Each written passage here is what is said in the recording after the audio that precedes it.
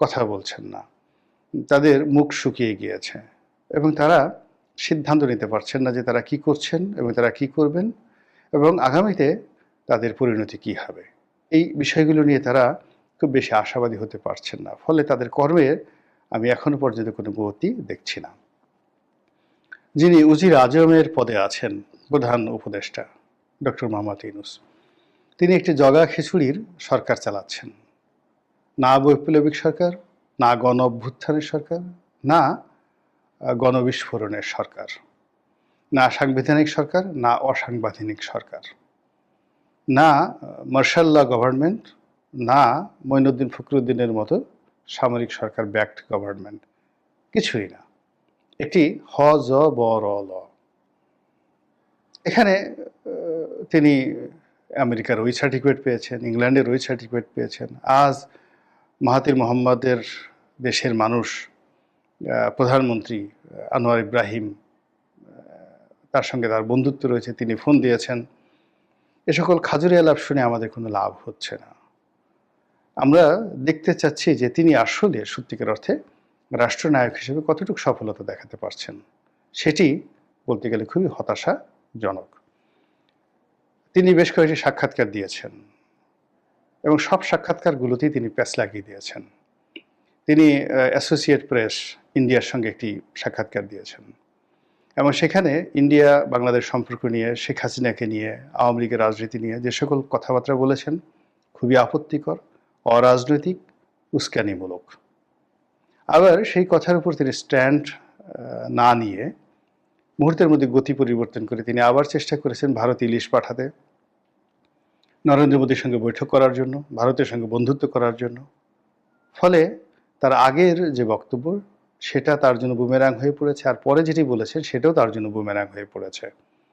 এর কারণ হলো আপনি রাবারের মতো, আপনি যত বেশি টানাটানি করবেন এটার ইলাস্টিসিটি তত বেশি কমতে থাকবে। ডক্টর মোহাম্মদ ইউনূসের ইলাস্টিসিটিও ঠিক সেইভাবে কমে যাচ্ছে। This is one. এরপর তিনি আমেরিকাতে গিয়েছেন। আমেরিকাতে গিয়ে তিনি বেশ কয়েকটি পশ্চিমা গণমাধ্যমের সাথে সাক্ষাৎকার দিয়েছেন। নিউ ইয়র্ক টাইমস থেকে শুরু করে বেশ কয়েকটি আন্তর্জাতিক গণমাধ্যমের সঙ্গে সাক্ষাৎকার দিয়েছেন। I find nothing. কোনো কিছু সেখানে পয়েন্টিভ ছিল না, টু দি পয়েন্ট ছিল না, পয়েন্টিভ ছিল না এবং প্রসপেক্টিভ ছিল না। কথাগুলো ইংরেজিতে বললাম, পয়েন্টিভ অ্যান্ড প্রসপেক্টিভ ছিল না। বরং সব কিছুর মধ্যে কীরকম যেন একটা এলোমেলো কথাবার্তা, লড়র ভড়র কথাবার্তা। এটা করব, ওটা করবে, এটা হবে, এটা হবে। এরপর তিনি অহেতুক কতগুলো কাজকর্ম করেছেন। সমন্বয়কদের নিয়ে সেখানে গিয়েছেন, ক্লিনটন ফাউন্ডেশনের সঙ্গে একটা বৈঠক করেছেন। এটার সেখানে 3-0 নিয়ে কথা বলেছেন। তো এখন ক্লিনটন ফাউন্ডেশনের সঙ্গে বৈঠক করা, বিল ক্লিনটনের সঙ্গে একটা অনুষ্ঠান করা, সমন্বয়কদেরকে মঞ্চে উঠিয়ে আমেরিকার মাটিতে কথা বলা, বলেন তো বাংলাদেশে 2 পয়সার উপকার হবে? আমাদের ফেনীর বন্যার কোনো উপকার হবে? সাভারের আশুলিয়ার গার্মেন্টসগুলো যে বন্ধ হয়ে আছে, শ্রমিক অসন্তোষ চলছে, কোনো শ্রমিকের ঘরে যে চুলা জ্বলছে না এবং এই শ্রমিক যারা বেতন পাচ্ছেন, অনেক শ্রমিক, একজন দুজন নয়, এমন একটা অবস্থা। আমি জাস্ট একটা উদাহরণ দিই। আমার একটা গার্মেন্টস ফ্যাক্টরি আছে, তার পেছনেই বার্স বাংলাদেশ নামক একটি গার্মেন্টস আছে, বেশ বড়, প্রায় 20,000 লোক চাকরি করে, অনেক পুরনো, না হলেও 30 বছরের পুরনো একটা গার্মেন্টস ফ্যাক্টরি। এখন ধরুন সেই গার্মেন্টস ফ্যাক্টরি গত 3 মাস ধরে তারা বেতন দিতে পারছে না। এত পুরনো একটা গার্মেন্টস 3 মাস ধরে বেতন দিতে পারছে না কেন? শেখ হাসিনার জন্য, ডক্টর ইউনূসের জন্য, আমাদের জন্য, অর্থনীতির জন্য। 30 বছর যাবৎ তারা চালিয়ে আসছে, এখন তারা পারছে না। শ্রমিকের সব রাস্তায়, এই 20,000 শ্রমিক তারা খাবে কি বলেন? এই 3 দিন, 4 দিন, 5 দিন পুরো রাস্তা তারা অবরোধ করে রাখলেও কিন্তু তাদের তো বেতন হলো না, বিকল্প চাকরি হলো না। এই লোকগুলো করবে কি? আপনি কোটা বিরোধী আন্দোলন করেছেন, তারপরে ক্ষমতায় বসেছেন, আপনার তো খাবারের কোনো সমস্যা হচ্ছে না। কিন্তু এই শ্রমিকদের জন্য যদি আপনি 10,000 মেট্রিক টন, 50,000 মেট্রিক টন চাল বরাদ্দ করতেন, যে ঠিক আছে বাবা, আমি রাষ্ট্রের পক্ষ থেকে এই বার্ডসের যারা, গার্মেন্টসের যারা বেতন পাচ্ছেন না 3 মাস ধরে, আমি তাদেরকে 1 বস্তা করে চাল দিলাম, 50 কেজি করে চাল দিলাম। তো আপনি তো সেই কাজ করছেন না। সেই কাজ না করে কি করলেন? বার্ডসের মালিককে গ্রেপ্তার করেছেন। মালিকের গ্রেপ্তার করার পর তো মালিক বেঁচে গেল।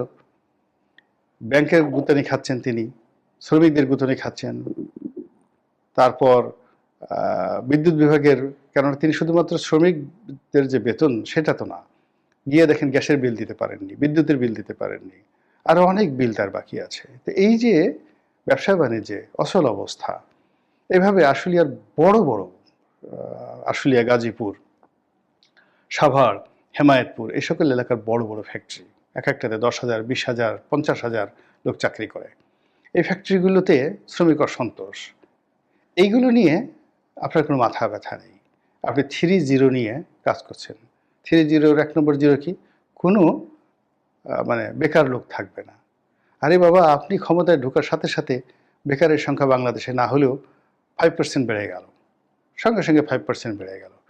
আপনি বাংলাদেশে বেকারের সংখ্যা বাড়িয়ে দিলেন 5%, আর সারা দুনিয়াতে গিয়ে আপনি লেকচার দিচ্ছেন যে আপনি সেই বেকার সমস্যার সমাধান করবেন, এটা জিরোতে নিয়ে আসবেন। 3-0, কোনো কর্মহীন লোক থাকবে না। এর মতো ঠাট্টা, এর মতো মস্কারা, এর মতো চুলকানি, এর মতো খাউজেনি এগুলো আছে বলেন? এই সমস্ত কি হচ্ছে?